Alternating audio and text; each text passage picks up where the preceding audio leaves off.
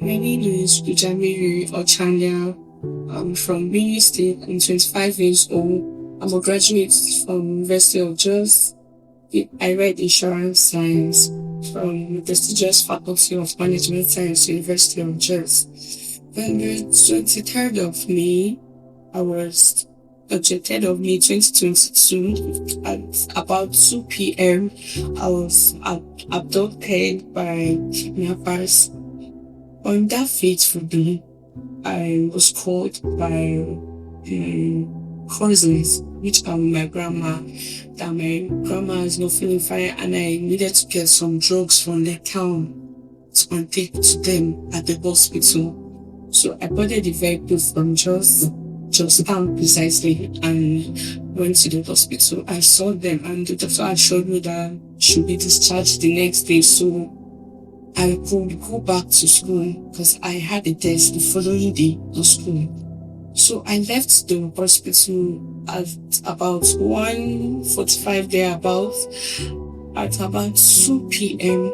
that afternoon, I boarded a blue color Sienna.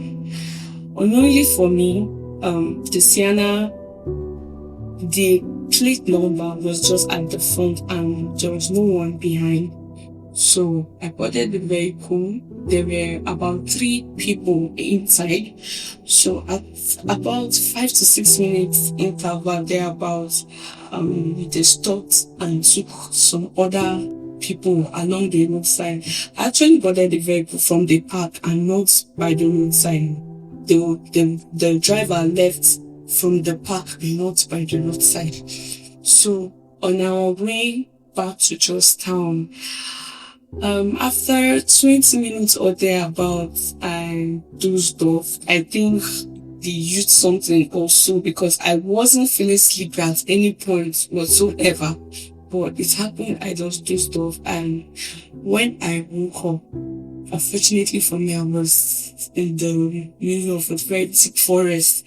I knew nothing about the lady, a very pretty Fulani girl that was close to me, just told me. And she asked me a question. She asked me if I was asthmatic and if I'm not feeling okay. And I took that place where I were, and she said, since when they adopted us, like they have been carrying me, I've been passing out. She saw me when I entered the vehicle, so she thinks me and her were kidnapped together. They didn't say anything to us. It was after 24 hours. The following day, they started asking us questions. They took our phones. The men that I met some men too in the bush, like those ones that adopted them before us, and those guys were beating them mercilessly. So they told me if I have my mom's contact, that the only thing that's going to save me from this bush right now is for my mom to send them some of 4 million naira, or else they are going to kill me and send the body to her. Immediately they opened the phone, they took her number, they called her and told her that I was being kidnapped. She told them that she needed to speak to me in order to believe. So when she spoke to me, I was crying. In fact, I couldn't even say anything the first day because I was just crying all through, because I never believed I would be kidnapped. I've been hearing about kidnapping, but I have never believed that one day I was going to be kidnapped and in such manner. So when my mom just told me to calm down, that she's going to do her best to get me out of there, they gave her a deadline that 24 hours for her to bring the money. So 24 hours passed, they called. My mom told them that the money was not up to 4 million naira. What she had was 1 million then. So they told her that she was not ready for me to be released. They offed my phone. So at some point inside the forest, they do take us to a nearby stream where we'll fetch water with our hands and drink, because it was a thick forest, in fact, you can't even see the sky properly from the forest, like where we were. And it was such a tragic experience. The third day, they were like, we should make sure our parents give in to that terms and condition. If not, they are going to kill. Like me in particular, they personally told me that if my mom doesn't bring the money, that it's a win for them because they're going to marry me off to their leader in Niger State. And at that point, I started crying and begging them, please, they should extend, please, because it was not easy to raise that money at that particular point in time.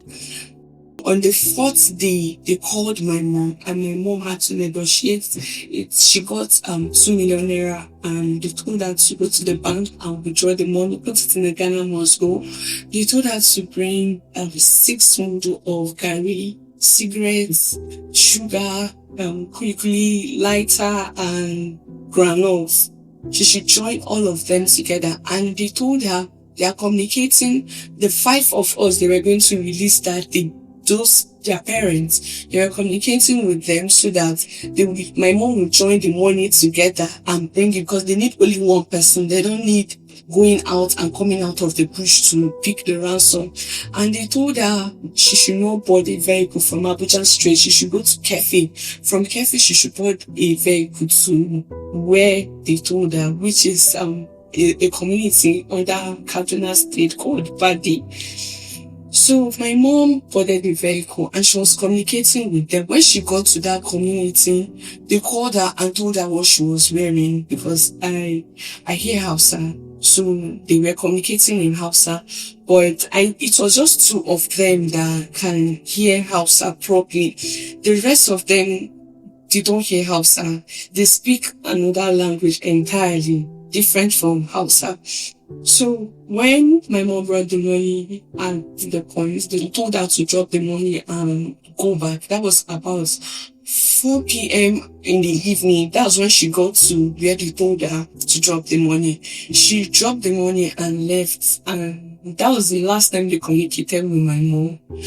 So they had someone hanging around there, because that person, they made sure that person counted their money, because when they were communicating, that person called them and told them that, yeah, it's complete. And those kidnappers have teller machines, like how they count the money. They have teller machines with them, they push there.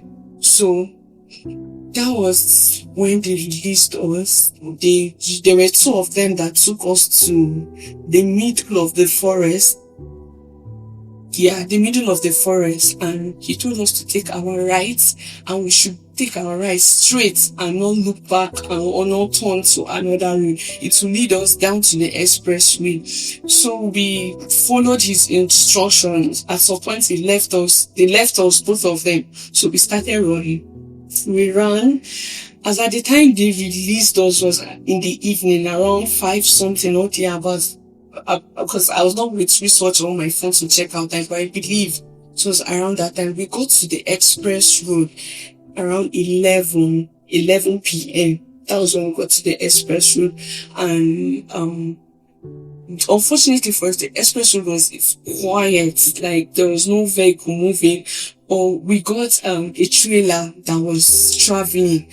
When he flashed the light at us, he had to stop and ask us, where are we coming from and where are we going to, and what's happening to us. We narrated what happened. So he told us that the 5 of us should just manage with him and sit at the front of the trailer with him.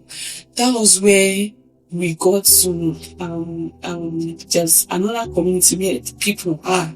That was where we got to that place. My mom, because she wasn't sure of them leaving me alive or killing me, so she had to rush to the next checkpoint that was at that road, that was at forest, and inform the soldiers there of what happened.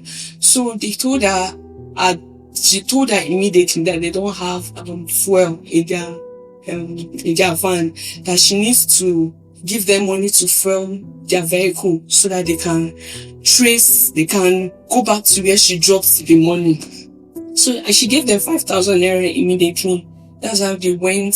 The process of us coming with the trailer, with the the trailer that carried us, we saw them and they started shooting immediately on the air. So we came down, they brought out their lights and phones and recorded us and asked us what happened and how it happened. We couldn't narrate because everybody was crying and panting, but one of them, I think their boss or something, told us that we should just tell the camera that they saved us from the forest.